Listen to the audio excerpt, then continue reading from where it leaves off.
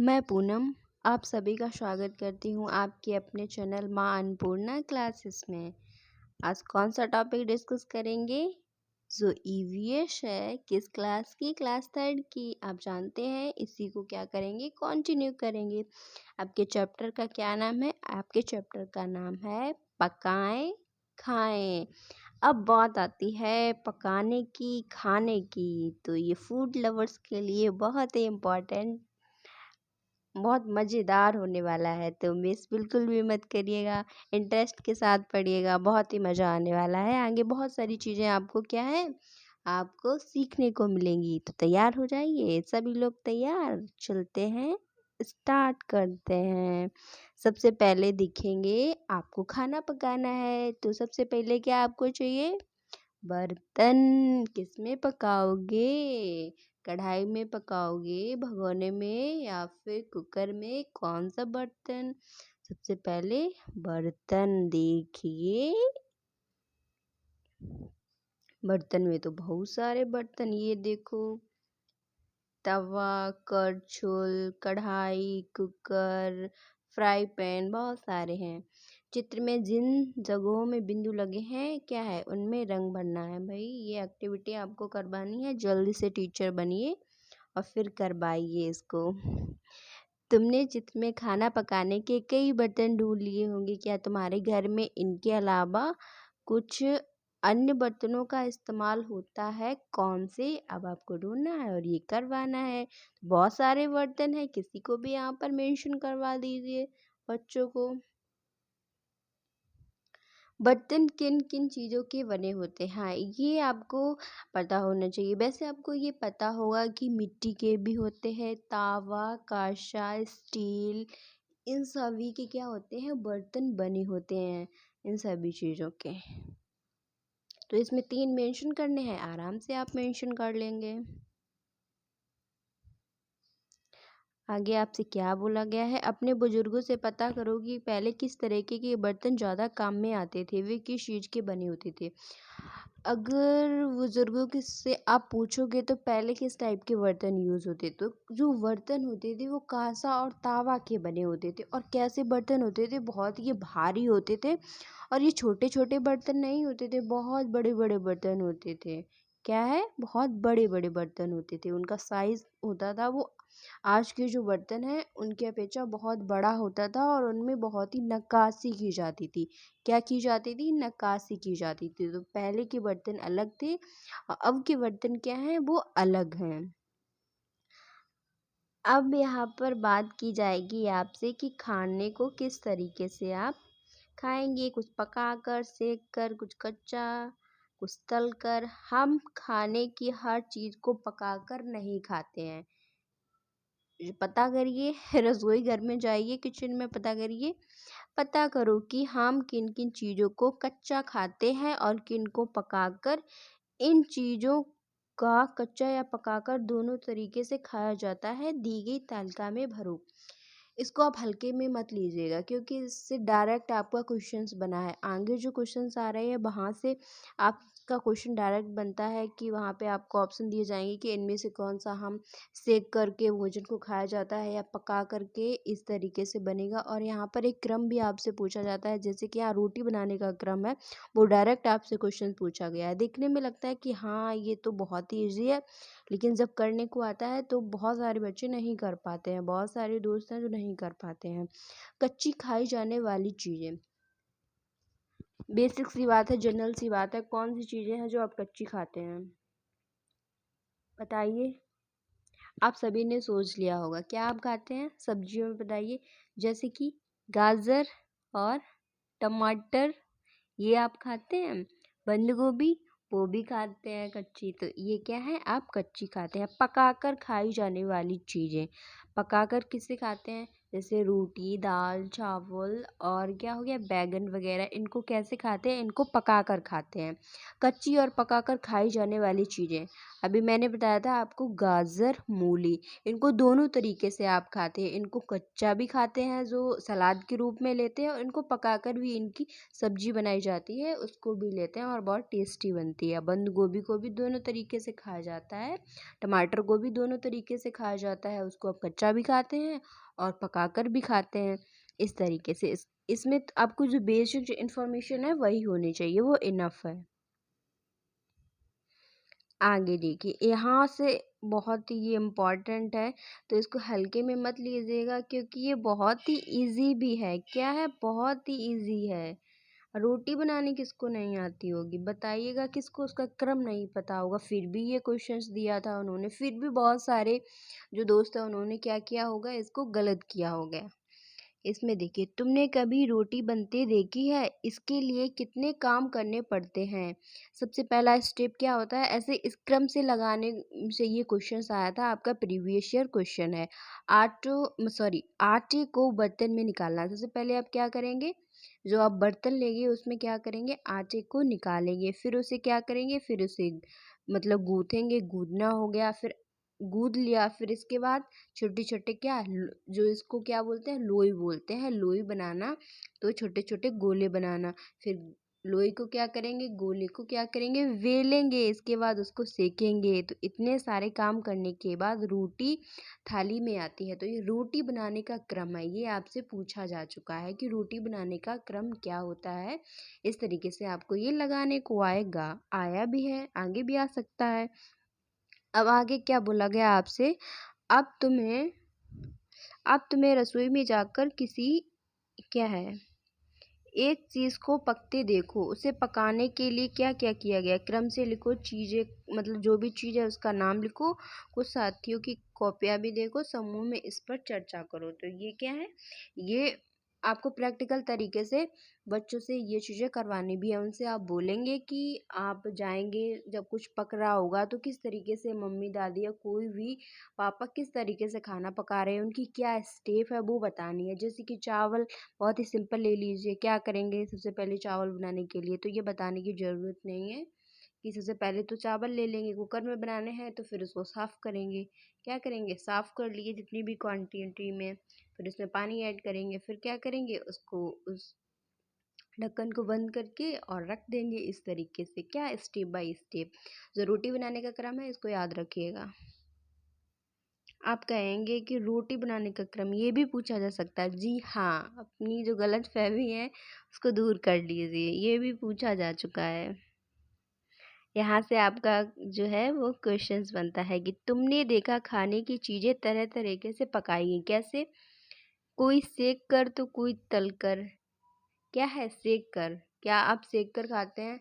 बताइए। जो वेक की जाती हैं, इंग्लिश में क्या बोलते हैं? वेक। केक हो गया आपका, और क्या हो गया? सबसे इजी है अभी रोटी। आप सेकते हैं ना रोटी, किसी को तलकर, पूड़ी, और क्या कचौड़ी, और क्या ये सारी चीज़ें आप क्या करते हैं? इनको तलकर तलकर खाया जाता है, पकौड़ी वगैरह सब। किसी को भूनते हैं तो किसी को भाप में पकाते हैं। भाप में आप किसको पकाते हैं? बहुत ही इजी, आपको एग्जांपल मैं बताती हूँ, आपके मुंह में तो पानी आ जाएगा। मोमोज क्या है? भाप में पकाए जाते हैं, दोनों तरीके के मिलते हैं, स्टीम में भी मिलते हैं और जो तले तले हुए होते हैं वो भी मिलते हैं। तो क्या है? भाप में पकाते हैं। और क्या भाप में पकाया जाता है? इडली। साउथ में आप जाएंगे तो ज़्यादातर जो भोजन होता है उसको पकाकर खाया जाता है, तो इडली आपका हो जाएगा, इडली। आगे क्या बोला गया है कि दिए गए पकाने के तरीकों के सामने दो दो चीज़ों के नाम लिखने हैं। आगे देख लीजिए, जैसे कि भून कर, क्या भुट्टा आप भूनते हैं, क्या हो जाएगा? भुट्टा हो जाएगा, शकरकंदी हो जाएगा। उबालते किसको है? जैसे कि आपका क्या हो गया? आलू हो गया, आलू को अब उबाल कर खाते हैं, और आपका चावल हो जाएगा, उसको भी आप उबाल कर खाते हैं। तलकर किसको खाते हैं? पूरी, पकौड़े, जो भी होते हैं समोसे ले लीजिए, क्या होते हैं, इनको हम तल कर इनको खाया जाता है। और सेक कर किसको खाया जाता है? रोटी, जो आपकी चपाती होगी, केक वगैरह, इन सभी को तल कर खाया जाता है। सेक कर, बताइए किसको सेकते हैं? सॉरी, सेक कर हो गया था आपका। भाप में, हाँ, उसका मैं आपको और बता देती हूँ। जैसे कि कभी पूछा जाता है, इडली हो गया आपका, मोमोज हो गया, ढोकला हो गया, इन सभी चीज़ों को क्या भाप में पकाया जाता है। आगे देखिए, आपका इम्पोर्टेंट क्या आ जाता है? घर के लोगों से बात करके बच्चे अपनी क्या जानकारी बढ़ाएं। तो इस टॉपिक को क्लियर करने के लिए बच्चों को प्रैक्टिकल तरीके से, बहुत अच्छे तरीके से आप उनको जोड़ सकते हैं। क्या है, उनके घर में ही उनसे बोलिए कि कैसा क्या पकता खाने, क्योंकि जो सबसे ज़्यादा इम्पोर्टेंट होता है जिससे लोग कनेक्ट होते हैं एक दूसरे से, वो भोजन ही है। ईबीएस में सबसे पहली प्राथमिकता भोजन को ही दी गई है कि व्यक्ति जीता मरता सब किसके लिए है? भोजन के लिए है। तो इस बात को याद रखिएगा। आगे देखिए, जिससे यह स्पष्ट हो सके कि शिक्षिका के अलावा और व्यक्ति भी जानकारी के स्रोत हो सकते हैं। हाँ, बहुत अच्छी बात की गई है। क्या? बहुत अच्छी बात की गई है कि ज़रूरी नहीं कि टीचर ही सारा मतलब इस तरीके की जानकारी दे। इससे अच्छा मतलब इससे अच्छी जो जानकारी है, इन्फॉर्मेशन है, वो बच्चे को अपने घर से मिल सकती है। क्या मिल सकती है? घर से मिल सकती है। मम्मी से, पापा से, दादी से, दादू से, भाई बहन सभी से। कि खाने से रिलेटिव है तो बहुत अच्छी तरीके से डीप में जाकर उनको वो बता सकते हैं। वो भी प्रैक्टिकल तरीके से एक एक चीज़ करवा के, तो कितनी सारी नॉलेज हो जाएगी। और जो टीचर है वो इतना नहीं बता पाएगा कि वहाँ पर वो चीज़ें उतनी मौजूद नहीं होती हैं घर की अपेक्षा। तो बहुत अच्छी तरीके से यहाँ पर बहुत अच्छी बात की गई है कि जो स्रोत है वो टीचर ही नहीं, घर वाले भी हो सकते हैं, कोई भी हो सकता है आपके यहाँ का मेंबर। तो ये इम्पोर्टेंट हो जाता है। इससे क्या है, आपकी जो नॉलेज है, जो पेडागोजी वाला सेक्शन है, वो बूस्ट होता है यहाँ से। तो इसको बहुत अच्छे से कवर कीजिए। आगे देखिए, आगे भी बहुत इम्पोर्टेंट कुछ आपको मिलेंगे। तुम्हारे घर में भोजन मतलब किस पर पकाया जाता है, उसका चित्र कॉपी में बनाओ, उसका नाम लिखोगे। दिए गए चित्रों को पहचान करके उनका नाम लिखना है और उनका मिलान करना है। ठीक है, सबसे पहले देखेंगे ये क्या है। ये चूल्हा है। इस किससे चलता है, मतलब क्या ज़रूरत पड़ती है? सबसे पहले चलेंगे गांव में। चूल्हा, लकड़ी, और क्या, बताइए? लकड़ी, उपले, इनकी ज़रूरत पड़ेगी आपको। तो किसकी ज़रूरत पड़ेगी? लकड़ी और उपले की ज़रूरत पड़ेगी आप चूल्हे को चलाने के लिए। चूल्हे मतलब चूल्हे पर आप खाना पकाएंगे तो उसके लिए। जैसे कि यहाँ पर गैस सिलेंडर है, तो आपको किसकी ज़रूरत पड़ेगी? आपको ज़रूरत पड़ेगी गैस की। किसकी ज़रूरत पड़ेगी? गैस की। वही मिलान करने के लिए बोला गया है। इसके बाद चलेंगे कहाँ पर? ये देख लीजिए, ये स्टोव है। ये क्या है? ये स्टोव है। तो स्टोव चलता है मिट्टी के तेल से। किससे चलता है? किससे चलता है, बताइए? मिट्टी के तेल से चलता है। आगे क्या दिया गया है? ये आपका क्या है? ये आपका किससे चलेगा? ये आपका चलेगा धूप से, क्योंकि ये सोलर जो सौर ऊर्जा से रिलेटेड जो यहाँ पे इक्विपमेंट दिया गया है, तो वो इससे चलेगा।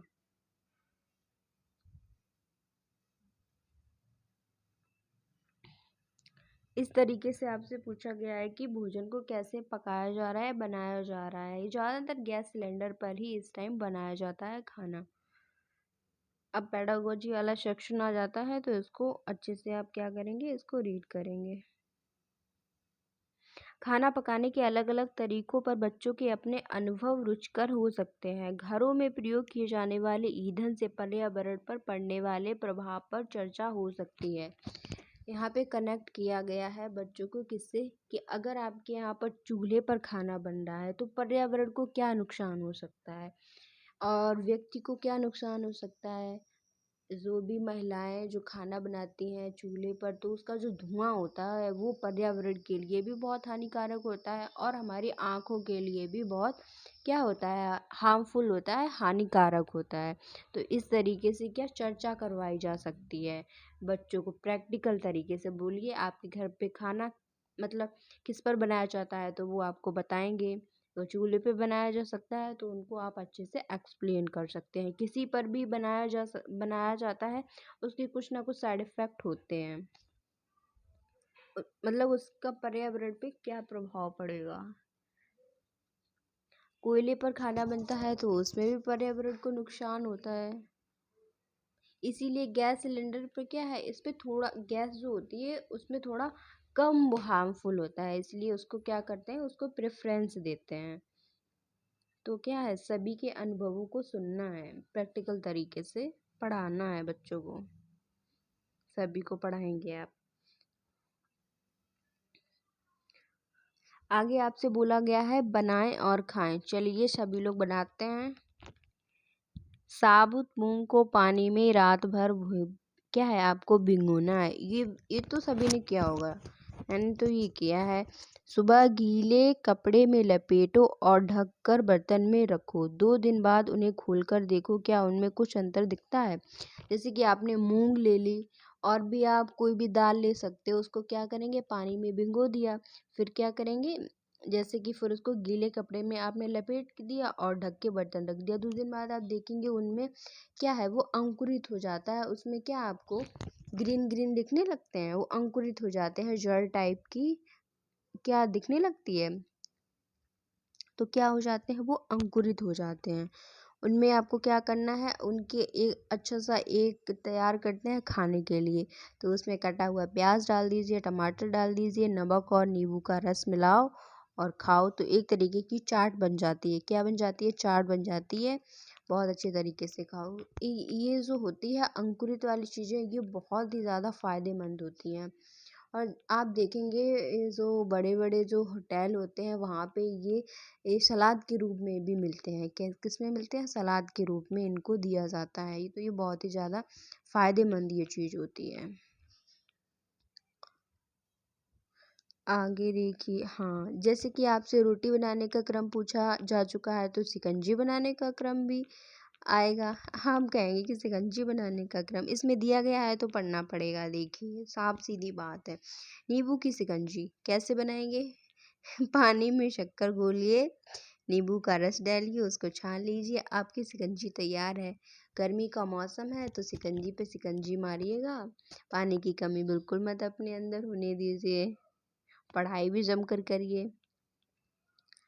इसको क्या है, हम बिना पकाए इसको हम लेते हैं या पीते हैं या खाते हैं। जैसे कि और कौन कौन से हो सकते हैं बताइए आप, जिनको हमें पकाना नहीं पड़ता है। जैसे कि लस्सी हो जाएगी, लस्सी हो जाएगी, उसको भी पकाया जाता है या जो भी किया जाता है।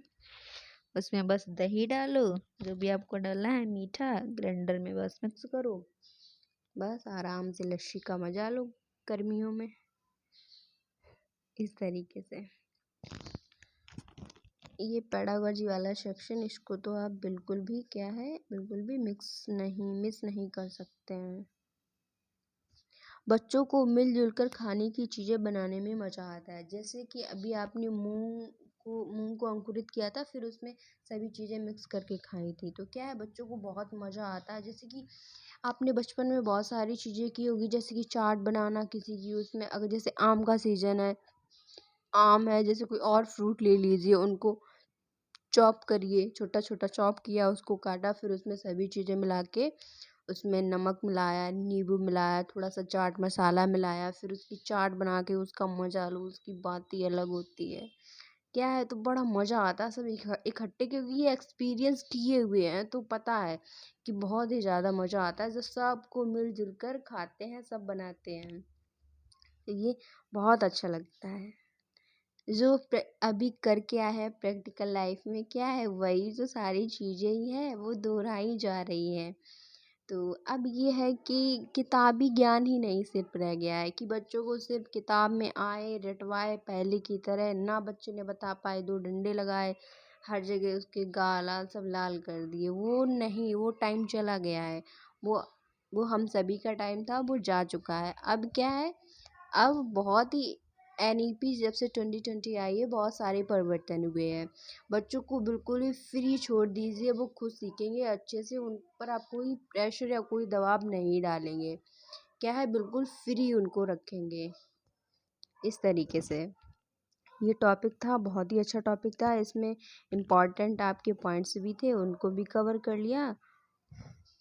क्लास अच्छी लगती है तो सभी लोग क्या करेंगे, लाइक करेंगे, शेयर करेंगे, सब्सक्राइब करेंगे और अपना फीडबैक ज़रूर देंगे। इस सीरीज़ को पूरा कंटिन्यू करेंगे, सभी चैप्टर को बहुत अच्छे से। मिलते हैं नेक्स्ट वीडियो में, तब तक के लिए